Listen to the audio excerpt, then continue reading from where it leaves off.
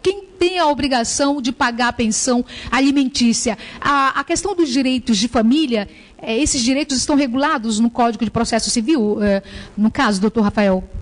Conceição, na verdade, o Código é de processo. Então, a obrigação de pagar alimento, a guarda compartilhada, isso continua sendo regulado pelo Código Civil, certo, que não foi alterado.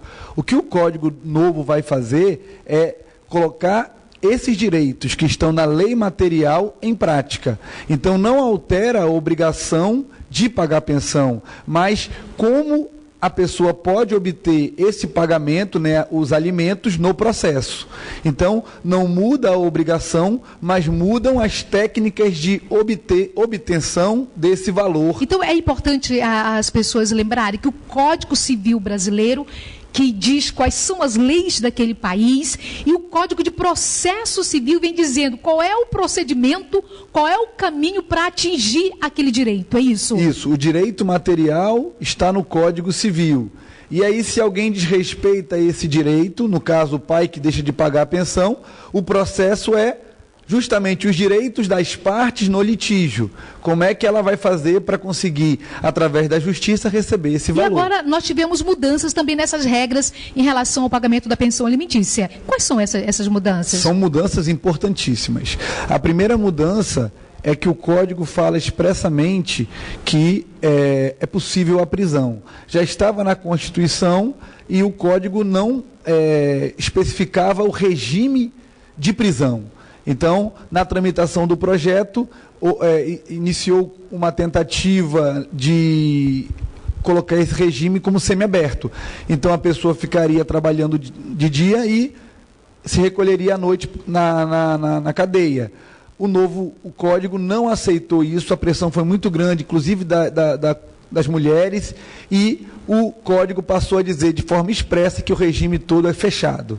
Então, agora, se não pagar a pensão, o regime de encarceramento vai ser o fechado. Ok, tem telefone no ar. Alô, boa tarde. Alô, boa tarde. Quem fala? É Lucas. Oi, Lucas, tudo bem? Muito bem-vindo aqui ao nosso programa e pode fazer sua pergunta. Obrigado, Conceição. Eu queria perguntar ao doutor Rafael, na realidade vocês já abordaram o assunto que eu ia perguntar, que era sobre pensão alimentícia. Já ficou muito esclarecido. Então eu vou mudar, vou trocar minha pergunta e vou perguntar a ele, no caso de desemprego, né? A pessoa, caso o homem que não tiver emprego, né, e ele não conseguir pagar a pensão, não tiver como pagar a pensão alimentícia naquele momento, o que ele deve fazer? A outra coisa que eu vi nesse novo código que entrou em vigor agora, essas mudanças, é que se fala muito em conciliação e arbitragem. Né? Então eu queria que explicasse um pouco mais qual é a diferença de um e de outro para a gente aqui que está assistindo o seu programa. E, por sinal, parabéns pelo assunto. Ok, obrigada, Lucas, pela participação. E aí, doutor Rafael, as pessoas que estão desempregadas, como é que elas podem provar isso à justiça? O importante é que a prisão, ela não é um fim em si mesmo. A prisão é uma medida coercitiva. Prende-se para forçar aquele devedor de alimentos a cumprir com a sua obrigação. Nesse caso, se a pessoa não tem condições de pagar o valor dos alimentos, a prisão não vai trazer a solução do problema. Então, nesse caso, ele tem que procurar um advogado e, se tiver realmente, não tiver condições de arcar com os custos de um advogado, procurar a Defensoria Pública, que a Defensoria Pública vai fazer uma petição para justificar para o juiz que ele não pagou, não porque ele não quis, mas porque ele, nesse momento da sua vida, não tem condições de arcar com essa obrigação. Então, a prisão só é para aquele devedor de alimentos que tem condições e, de forma inexcusável, procura evitar o pagamento da pensão. Doutor Rafael, ainda tem a questão da conciliação e a questão da arbitragem. Deixa eu ver aqui na tela da Band só, muita gente passando nesse momento aqui pelo nosso programa, deixando registrada a sua pergunta, como é o caso da Maria Melos, do bairro Rio Piorini, zona norte de Manaus. Caso tenha que provar a paternidade, existe algum meio de isenção da taxa? Isso é possível, doutor Rafael, no caso do DNA, muitas mulheres precisam aí fazer a investigação dessa paternidade. E nesse caso, existe alguma coisa dentro do direito que dê a essa isenção a quem não pode pagar o exame? O novo código ele não chega a regular a forma de investigação de paternidade. O que nós temos no novo código é uma forma de, através da justiça, obter esse tipo de exame. E a Defensoria hoje tem firmado parcerias no sentido de proporcionar aos seus assistidos a isenção dessa taxa. Mas é claro que todo direito vem acompanhado sempre de uma obrigação. São deveres e direitos, né, doutor Rafael? Sem dúvida. Todo mundo tem que saber que tem direitos, tem. Os direitos você vai poder fazer eles efetivamente serem implementados, mas também não podemos esquecer que nós também temos obrigações. Doutor Rafael, a questão desse novo Código de Processo, ele vem trazendo também uma expectativa da celeridade da justiça e do termo de conciliação. O que é esse termo de conciliação? A ideia do Código é realmente tirar do Poder Judiciário a solução dos conflitos e colocar a solução para as próprias partes. Então, existe um processo hoje de desjudicialização, onde a solução do conflito vai partir dos próprios litigantes. Agora, qual é a dificuldade hoje? É criar a cultura da conciliação, do acordo, e isso que é o mais difícil. Então, aquela história de dizer que acordos entre partes vira lei, é isso? É isso mesmo. Agora a gente vai ver na prática isso acontecendo. Vamos sim. O Código incentiva e determina de forma clara que todos os juízes, desembargadores, promotores, defensores, servidores e advogados devem trabalhar em prol da conciliação. Agora, a questão da arbitragem, esse termo, ele é utilizado, a gente ouve pelos meios de comunicação, mas nem sempre o cidadão tem um entendimento real do que esse instituto da arbitragem, do Rafael. O que isso significa na prática? A arbitragem, ela funciona como um poder judiciário eleito pelas partes. Então, no caso da justiça, você ingressa com um processo e um juiz que é vinculado ao Estado, ele vai resolver o seu conflito. No caso da arbitragem, as partes capazes, quando a disputa envolver direitos disponíveis, elas podem eleger o seu juiz. Então, é isso que é a grande trama da arbitragem. As partes vão escolher alguém da confiança delas e essa pessoa vai decidir o conflito como se fosse um juiz estatal. Olha, que maravilha, né? Vamos dar mais uma voltinha aí pelo nosso WhatsApp da nossa dona querida Edmar Oliveira, da Nova Cidade, faz uma pergunta ao senhor, doutor Rafael. Não trabalho de carteira assinada, sempre vivi na roça. Tenho algum direito ao benefício de aposentadoria? Benefício é uma coisa, aposentadoria é outra. Ele tem algum direito em relação a um benefício ou uma aposentadoria? Bem, a defensoria que cuida desse tipo de benefício é a Defensoria Pública da União. Mas a Defensoria Pública do Estado está à disposição para solucionar ou para dar alguma explicação nesse sentido. No caso dela, ela pode ter alguma situação de especialidade que vai fazer justamente pelo trabalho que ela desempenha. Se ela tiver como comprovar isso, ela tem direito sim a receber um benefício. Ok, na tela da Band, mais uma pergunta da Suzy Dias, do Parque 10.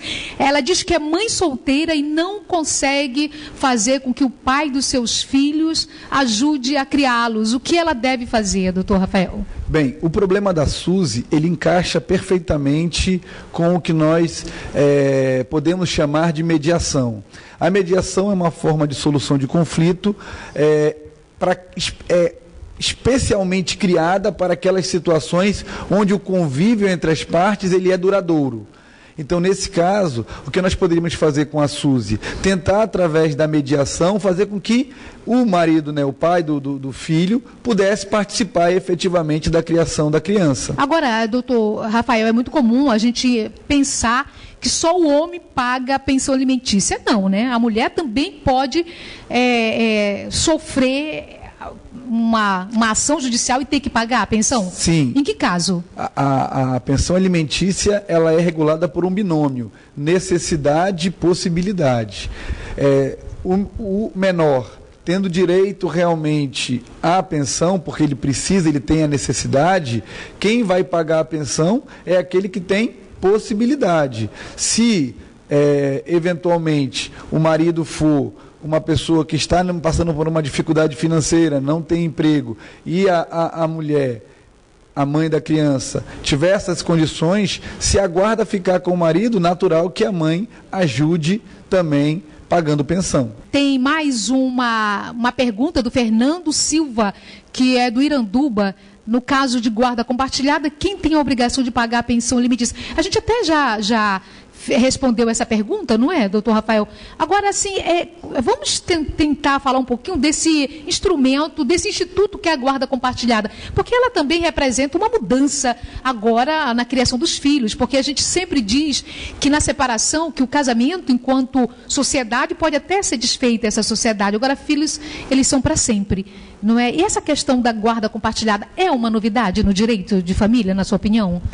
A guarda compartilhada é uma alternativa para aquela situação em que a criança fica privada de um dos seus genitores. Então, a guarda compartilhada, ela é uma inovação, ela é uma forma de gerir esse problema da separação do casal de forma moderna. Por quê?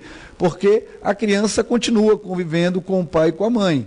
Ela passa uns dias na casa do pai, o pai busca na escola, a mãe vai deixar. Então, é uma forma realmente moderna e a criança tem inúmeros benefícios com esse tipo de guarda, porque ela não fica privada de nenhum dos dois. Doutor Rafael, vamos falar um pouquinho agora da Defensoria Pública do Amazonas, a sua expectativa agora nessa gestão que inicia há 15 dias. A gente quer também mandar um abraço ao doutor Ricardo Trindade, que esteve à frente da Defensoria. A gente sabe que esse é um trabalho extremamente importante para o cumprimento da Constituição. Não se tem justiça se não tivermos a ponte para chegar até ela. E a Defensoria Pública certamente é essa ponte que leva a pessoa carente a buscar o seu direito. Qual é a sua expectativa nesse momento, doutor Rafael? É desafiadora, porque nós estamos passando por uma tempestade que é crise política, crise econômica, e isso tem refletido muito no dia a dia da Defensoria.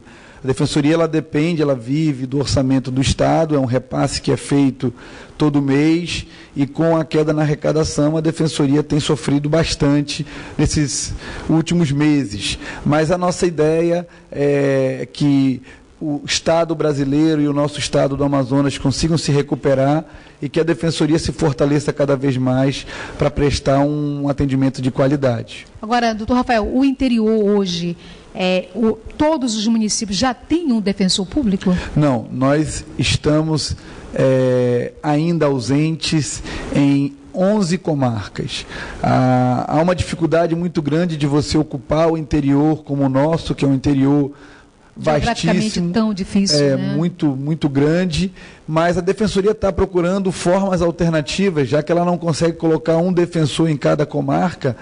Nós estamos buscando formas alternativas de, através da criação de polos, efetivamente levar a Defensoria a todos os municípios do nosso estado. Eu quero, ao concluir e ao agradecer a sua presença, até lembrar que esse código que a gente tanto falou aqui de processo civil, ele é o primeiro no sistema democrático, né, brasileiro. Isso faz a diferença, e até reconhece que por causa dessas dificuldades de orçamento, a gente tem que usar certamente o bom diálogo. Acho que esse novo código de processo, ele traduz isso, essa necessidade do diálogo terminar em um acordo entre as partes. Doutor Rafael, nós estamos de portas abertas aqui na Band para o senhor, para a Defensoria Pública, como sempre tivemos, e foi uma honra tê-lo conosco nesse início de semana aqui no Câmara 13. Muito obrigado, Conceição. A Defensoria agradece também, fica à disposição do programa, fica à disposição do gabinete da senhora lá em Brasília, porque eu sei que a senhora tem um comprometimento muito com a população amazonense, e a gente, sabendo disso, está para ajudar em todos os problemas que forem até a senhora, os conflitos que aparecerem por lá. E estamos aí preocupados em melhorar o nosso atendimento para que a população amazonense tenha um serviço de qualidade. Ok, muito obrigada, meu querido. Gente, obrigada aí pela sua participação, sua companhia. Amanhã, terça-feira, tem Alô Doutor, e vamos falar sobre intestino grosso. Vai ficar certamente informado de tudo que acontece aí no seu aparelho aparelho maravilhoso, quem tem intestino grosso, intestino delgado. Então, tudo isso amanhã aqui no Câmera 13. Uma excelente tarde para você, fique com Deus e até lá.